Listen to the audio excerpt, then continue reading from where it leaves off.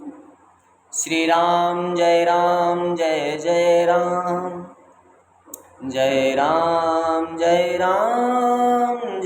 जय राम। बोलो बजरंगबली की जय हो। बोलिए श्रीमद् भगवत गीता जी की जय हो। बोलिए भक्त और भगवान की जय हो। श्रीमद् भगवत गीता जी के तीसरे अध्याय का महात्म्य। बोलिए श्रीमद् भगवत गीता की जय हो। श्री भगवान कहते हैं कि हे प्रिय, जनस्थान में एक जड़ नामक ब्राह्मण था जो कौशिक वंश में उत्पन्न हुआ था। उसने अपना जातीय धर्म छोड़कर बनिए के व्रत में मन लगाया। उसे व्यसन करने की, जुआ खेलने की और शराब पीने की, शिकार खेलकर जीवों की हिंसा करने की आदत हो गई। इसी प्रकार उसका समय बीतता था। धन नष्ट हो जाने पर वह व्यापार के लिए बहुत दूर उत्तर दिशा में चला गया। वहां से धन कमाकर घर की ओर लौटा। बहुत दूर का रास्ता उसने तय कर लिया था। एक दिन सूर्यास्त हो जाने पर जब दसों दिशाओं में अंधकार फैल गया, तब एक वृक्ष के नीचे उसे लुटेरों ने धर दबाया और शीघ्र ही उसके प्राण ले लिए। उसके धर्म का लोप हो गया था, इसलिए वह बड़ा भयानक प्रेत हुआ। उसका पुत्र बड़ा धर्मात्मा और वेदों का विद्वान था। उसने अब तक पिता के लौट आने की राह देखी। जब वे नहीं आए, तब उनका पता लगाने के लिए वह स्वयं भी घर छोड़कर चल दिया। वह प्रतिदिन खोज करता, मगर राहगीरों से पूछने पर भी उसे उनका कुछ समाचार नहीं मिला। तदंतर एक दिन एक मनुष्य से उसकी भेंट हुई जो उसके पिता का सहायक था।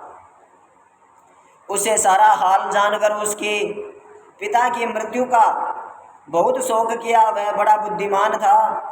बहुत कुछ सोच विचार कर पिता का पारलौकिक कर्म करने की इच्छा से आवश्यक सामग्री साथ ले उसने काशी जाने का विचार किया। मार्ग में 7-8 मुकाम डालकर वह 9वें दिन उसी वृक्ष के नीचे पहुंचा जहां उसके पिता मारे गए थे। उस स्थान पर उसने संध्योपासना की और गीता के तीसरे अध्याय का पाठ किया। इसी समय आकाश में बड़ी भयानक आवाज हुई। उसने अपने पिता को भयंकर आकार में देखा। फिर तुरंत ही अपने सामने आकाश में उसे एक सुंदर विमान दिखाई दिया जो महान तेज से व्याप्त था। उसमें अनेकों क्षुद्र घटिकाएं लगी थी। उसके तेज से समस्त दिशाएं आलोकित हो रही थी। ये दृश्य देखकर उसके चित्त की व्यग्रता दूर हो गई। उसने विमान पर अपने पिता को दिव्य रूप धारण किए विराजमान देखा। उनके शरीर पर पीतांबर शोभा पा रहा था और मुनिजन उनकी स्तुति कर रहे थे। उन्हें देखते ही पुत्र ने प्रणाम किया तथा पिता ने भी उन्हें आशीर्वाद दिया। तत्पश्चात उसके पिता ने यह सारा वृतांत पूछा। उसके उत्तर में पिता ने सब बातें बताकर इस प्रकार कहना आरंभ किया कि बेटा, देववश मेरे निकट गीता के तृतीय अध्याय का पाठ करके तुमने इस शरीर के द्वारा किए हुए दुरस्त जन्य कर्म बंधन से मुझे छुड़ा दिया है। अतः अब घर लौट जाओ, क्योंकि जिसके लिए तुम काशी जा रहे थे वह प्रयोजन समय तृतीय अध्याय के पाठ से सिद्ध हो गया है। पिता के यों कहने पर पुत्र ने पूछा, तात मेरे हित का उपदेश दीजिए तथा कोई कार्य जो मेरे लिए करने योग्य हो वो बताने की कृपा करें। तब पिता ने उनसे कहा, अनग तुम्हें यही कार्य फिर करना है। मैंने जो कर्म किया है वही मेरे भाई ने भी किया था। इससे वो घोर नरक में पड़े हैं, उनका भी तुम्हें उद्धार करना चाहिए। तथा मेरे कुल के और भी जितने लोग नरक में पड़े हैं उन सब का भी तुम्हें गीता जी के तीसरे अध्याय सुनाकर उनका कल्याण करो। यही तेरा मनोरथ है और यही मेरा मनोरथ है। बेटा, जिस साधन के द्वारा तुमने मुझे संकट में छुड़ाया है उसी का अनुष्ठान औरों के लिए भी करना उचित है। उसका अनुष्ठान करके उससे होने वाला पुण्य उन नार की जीवों को संकल्प करके दे दो। इससे वे समस्त पूर्व मेरी तरह यातना से मुक्त हो स्वयं काल में ही विष्णु के परम पद को प्राप्त हो जाएंगे। पिता का यह संदेश सुनकर पुत्र ने कहा कि तात, यदि ऐसी बात है और आपकी भी ऐसी रुचि है तो मैं समस्त नारकी जीवों का नरक से उद्धार कर दूंगा। यह सुनकर उसके पिता बोले, बेटा एवं मत तो तुम्हारा कल्याण हो, मेरा अत्यंत प्रिय कार्य संपन्न हो गया। इस प्रकार पुत्र को आश्वासन देकर उसके पिता भगवान विष्णु के परम धाम को चले गए। तत्पश्चात वह भी लौटकर जन्म स्थान में आया और परम सुंदर भगवान श्री कृष्ण के मंदिर में उनके समक्ष बैठकर पिता के आदेश अनुसार गीता जी के 3रे अध्याय का पाठ करने लगा। उसने नारकी जीवों का उद्धार करने की इच्छा से गीता पाठ जनित द्वारा सारा पुण्य संकल्प करके दे दिया। इसी बीच में भगवान विष्णु के दूत यातना भोगने वाले नारकी जीवों को छुड़ाने के लिए यमराज के पास गए। यमराज ने नाना प्रकार के सत्कारों से उनका पूजन किया और कुशल पूछी। वे बोले, धर्मराज, हम लोगों के लिए सब और आनंद ही आनंद है। इस प्रकार सत्कार करके पितृलोक के सम्राट परम बुद्धिमान यम ने विष्णु दूतों से यमलोक में आने का कारण पूछा है। तब विष्णु दूतों ने कहा, यमराज जी, शेष शैया पर शयन करने वाले भगवान विष्णु ने हम लोगों को आपके पास कुछ संदेश देने के लिए भेजा है। भगवान हम लोगों के मुख से आपकी कुशल पूछते हैं और ये आज्ञा देते हैं कि आप नरक में पड़े हुए समस्त प्राणियों को छोड़ दें। अमित तेजस्वी भगवान विष्णु का ये संदेश सुनकर यम ने मस्तक झुकाकर उसे स्वीकार किया और मन ही मन कुछ सोचा। तत्पश्चात मंदोमद नारकी जीवों को नरक से मुक्त देखकर उनके साथ ही वे भगवान विष्णु के वास स्थान को चले। यमराज श्रेष्ठ विमान के द्वारा जहाँ क्षीर सागर है वहाँ जा पहुँचे। उसके भीतर कोटि कोटि सूर्य के समान कांतिमान नील कमल दल के समान श्याम सुंदर लोकनाथ जगत गुरु श्री हरि का उन्होंने दर्शन किया। भगवान का तेज उनकी सैया बने हुए शेष नाग के फणों की मणियों के प्रकाश से दुगुना हो रहा था। वे आनंद युक्त दिखाई दे रहे थे। उनका हृदय प्रसन्नता से परिपूर्ण था। भगवती लक्ष्मी उनकी सरल चित्त से प्रेम पूर्वक उन्हें बार बार निहार रही थी। चारों ओर योगी जन भगवान की सेवा में खड़े थे।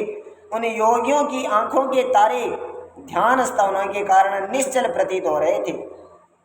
देवराज इंद्र अपने विरोधियों को परास्त करने के लिए उद्देश्य से भगवान की स्तुति कर रहे थे। ब्रह्मा जी के मुख से निकले हुए वेदांत वाक्य मूर्तिमान होकर भगवान गुणों का गान कर रहे थे। भगवान पूर्णतः संतुष्ट होने के साथ ही समस्त योनियों की ओर से उदासीन प्रतीत होते थे।